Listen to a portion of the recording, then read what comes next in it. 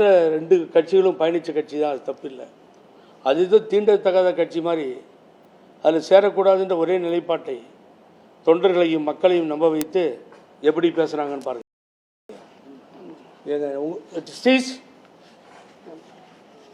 ஓடி ஆன் பண்ணு, என்கிட்ட கொடுக்குறீங்க. அப்புறம் கொள்கை என்று வருகிற பொழுது அனைத்து இந்திய அண்ணா திராவிட முன்னேற்ற கழகம் கொள்கைக்குத்தான் முன்னுரிமை கொடுக்கும். வருகின்ற நாடாளுமன்ற தேர்தல் மட்டுமல்ல, அடுத்து வருகின்ற சட்டமன்ற தேர்தலிலும் பிஜேபி கட்சியுடன் அனைத்து இந்திய அண்ணா திராவிட முன்னேற்ற கழகம் கூட்டணி இல்லை என்பதை தெளிவுபடுத்துகிறேன். இவங்களோட கூட்டணி வச்சுதாங்க எங்க ஆட்சியை போச்சு.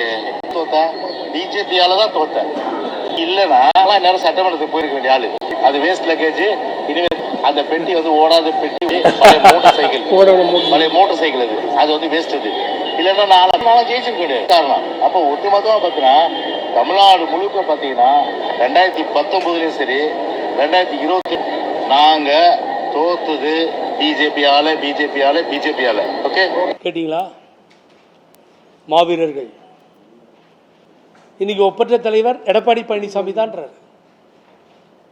யாரோ ஒருத்தன் ஃபோனில் டேப்பில் பேசுகிற மாதிரி சூட்கேஸ் மாறினோடனே என்ன வேணாலும் பேசுவார்.